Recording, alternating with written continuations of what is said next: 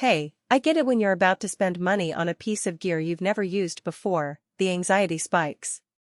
You've probably scrolled through a dozen videos, read a handful of reviews, and still wonder if the thing you're about to click add to cart on will actually solve the problem you have, or just sit on a shelf gathering dust. That's the exact place I was last week when I started looking into a carbon fiber slider/crane combo for my indie film projects. The question on my mind was simple: will this rig give me the smooth, repeatable motion I need without breaking the bank, or am I just buying another piece of kit that I'll barely use? Link is in the description if you want to check the product details on Amazon. So, let's break down exactly what the 9.Solutions C-Pan RMII is, who will get the most out of it, and where it might fall short. First off, this isn't just another cheap plastic arm you strap onto a tripod. The body is made from carbon fiber, which means you're getting a lighter than usual platform that still feels solid enough to support your camera when you push it across a table or raise it on a jib. The whole thing weighs under 5 pounds, so it's easy enough to carry on a location shoot, yet sturdy enough that the carbon weave doesn't flex noticeably under load. The most common scenario I've seen and personally tried is using the C-Pan RMII as a sliding dolly for macro interviews. You set it on a low-profile base, attach your small mirrorless camera with the mount, and then run the slider forward and backward while the pan head lets you tilt the camera up or down. The horizontal load rating sits comfortably around 5 kilograms, meaning you can mount a 4.5 kg Sony a7 IV with a small rig and still stay within safe limits.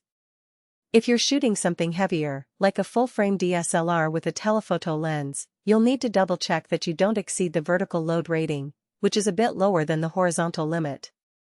That's a practical trade-off. The arm is great for lightweight rigs but starts to feel shaky if you push the weight envelope. One of the real strengths of this unit is the smoothness of its movement. The upgraded bearings on the pan range give you a buttery glide when you rotate the head from -150 to +150, which is plenty for most cinematic pans and crane lifts. I tested the vertical pan while holding a 2 kg camera and saw no noticeable jitter. The motion stayed fluid even when I made quick directional changes. That kind of precision is hard to find in a budget-friendly slider that's marketed for both photography and videography.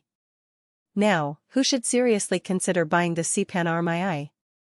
If you're a content creator who needs a versatile tool for both still shoots and moving image work, this rig is a solid middle ground. Hobbyist filmmakers who are just getting into dolly shots will appreciate the carbon fiber weight savings, especially when they're hiking up to a remote location. Photographers who do product shoots on a tabletop will love the ability to slide the camera smoothly while still having a pan axis for precise framing adjustments. Even vloggers who want a little more cinematic movement than a handheld gimbal might find it useful for short-form content. Conversely, there are clear cases where you should probably look elsewhere.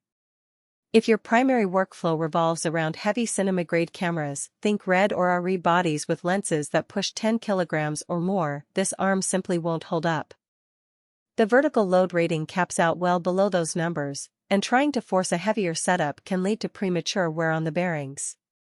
Also, if you're after a completely motorized solution for time-lapse or repeatable motion, you'll need an external motor kit. The C-Pan RMII is strictly manual, which is fine for most run-and-gun scenarios but could be a limitation for more controlled shots.